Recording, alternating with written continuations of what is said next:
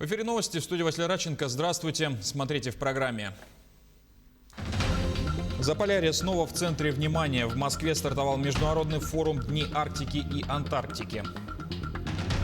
Теплица «Сайори» соберет более 700 тонн урожая к концу этого года в Якутске.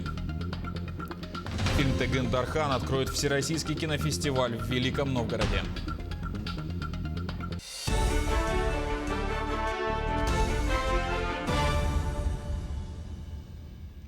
На выплаты медикам за борьбу с COVID-19 выделят 10 миллиардов рублей. В проекте распоряжения правительства России поясняют, что средства предусмотрены на осуществление дополнительных выплат медицинским и иным работникам медорганизаций, оказывающим помощь по диагностике и лечению новой коронавирусной инфекции, контактирующим с пациентами с этим диагнозом.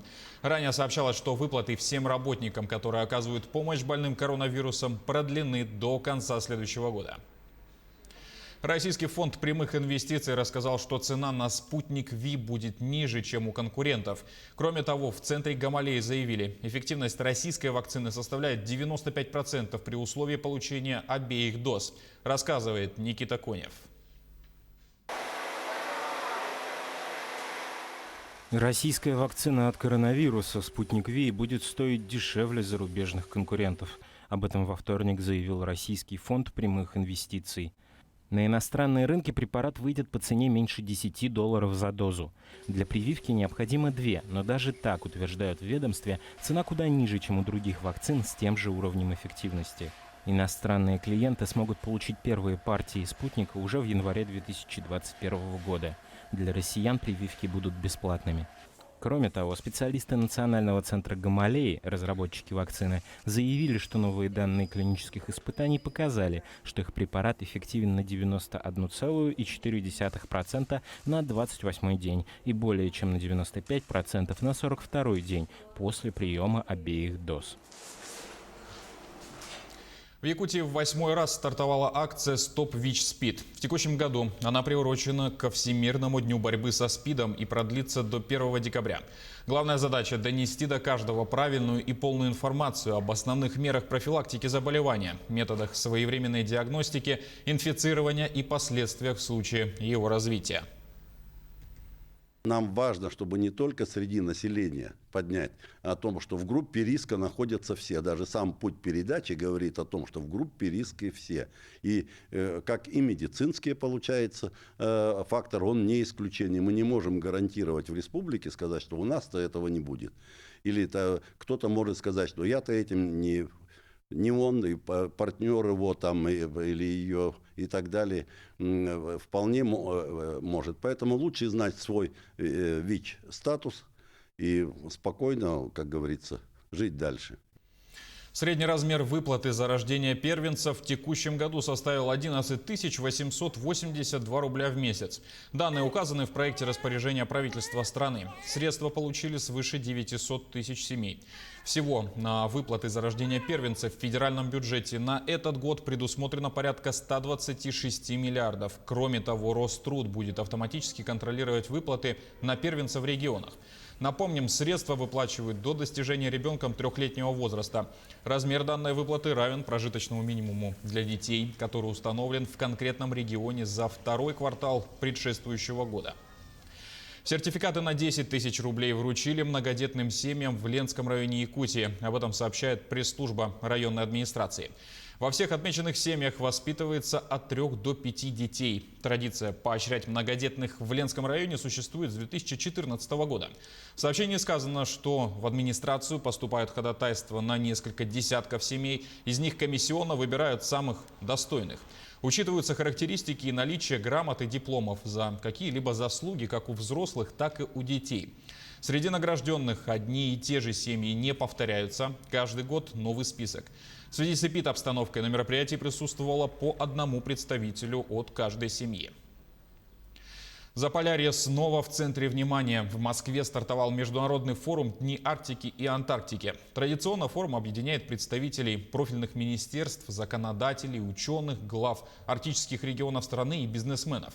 Одной из главных тем станет приближающееся председательство России в Арктическом совете.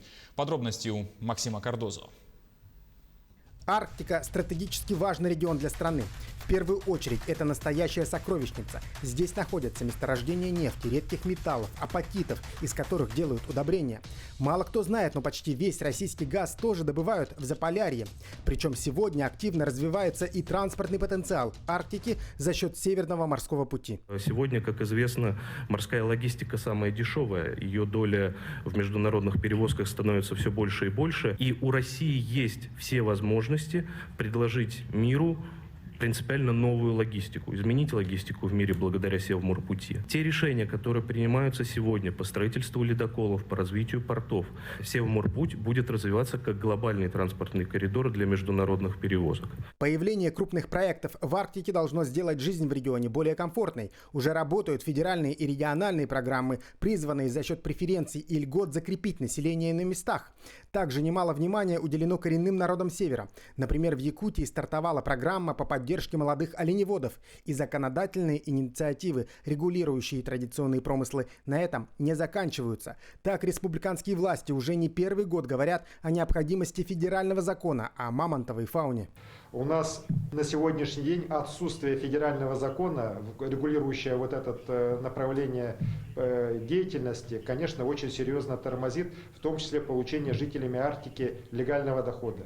Я вот очень надеюсь, что Минвосток развития, оно нас в этом вопросе поддерживает, все-таки, что федеральный закон в ближайшие годы появится, и это обеспечит постоянным доходом, легальным доходом тысячи людей. С 21 по 23 годы Россия станет председателем Международного арктического совета. Сейчас дорабатывается программа, вносятся последние инициативы, которые будут реализованы. Их обсуждение проходит и на этом форуме.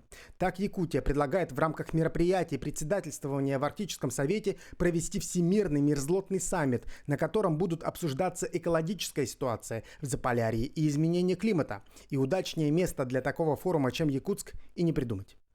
Максим Кардузу, Джур Березкин, Москва. Из-за нехватки защитных сооружений от паводка владельцы ряда земельных участков вблизи Якутска не могут построить дома. С такой проблемой столкнулись в селе Пригородное. А в целом, как пояснили в Минприроды региона, инженерная защита от затопления требуется в более чем 90 населенных пунктах. В 35 из них есть альтернативные территории, куда можно перенести часть строений на более высокие места. Проблема заключается в том, что согласно Водному кодексу России, наличие зоны затопления означает полный запрет на строительство, если отсутствует инженерная защита. В связи с этим мэрия города отказывает в согласовании строительства. Но мы в 2012 году еще приобрели его. Вот, частично начали строение, новое строительство, но разрешения пока не получали. А вот в том году, да, уже хотели конкретно построиться, хотели получить разрешение, нам отказали. В начале августа мы заключили договор купли-продажи с продавцом. В регистрации у нас прошла 17 августа, и 19 августа мы ее получили на руки, выписку. Никаких ограничений в выписке записано не было. И получается, вот 22 августа мы подали уведомление на строительство, и в начале сентября, 8, по-моему, нам пришел отказ. Строительство дорог в Якутии в рамках нацпроекта «Безопасные и качественные автомобильные дороги» выполнено в полном объеме. Такую информацию предоставили в пресс-службе главы правительства региона. Накануне глава Якутии Айсен Николаев провел совещание, посвященное оценке рисков при реализации национальных проектов. Всего в этом году на реализацию нацпроекта республики выделено 4 миллиарда 800 миллионов рублей. В нормативное состояние приведено 211 километров региональных автодорог и 23,5 километра улично-дорожной сети Якутска. В 2021 году запланирован ввод 224 километров автодорог, из них 199 километров – это региональные дороги, 25 километров – дороги Якутска. Квалифицированных специалистов и рабочих кадров для промышленной отрасли республики начнут готовить по линии проектного офиса «Проконсолидация Якутия». Офис стал стратегическим партнером Центра опережающей профессиональной подготовки региона. Согласно проекту, стороны начнут работу по направлению профориентации и трудоустройства населения согласно запросам региональных компаний промышленной отрасли.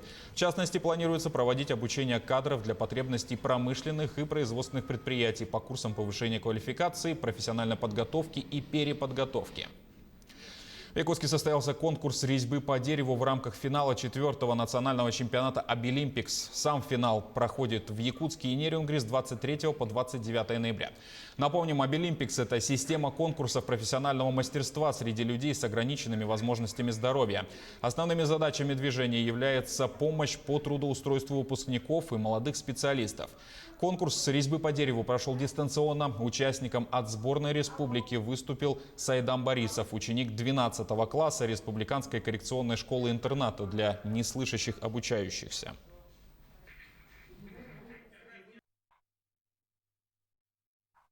Я мечтаю после конкурса работать мебельщиком. Хочу придумывать, создавать интересные фигуры из дерева. Хочу делать мебель, стулья, например, или шкафы.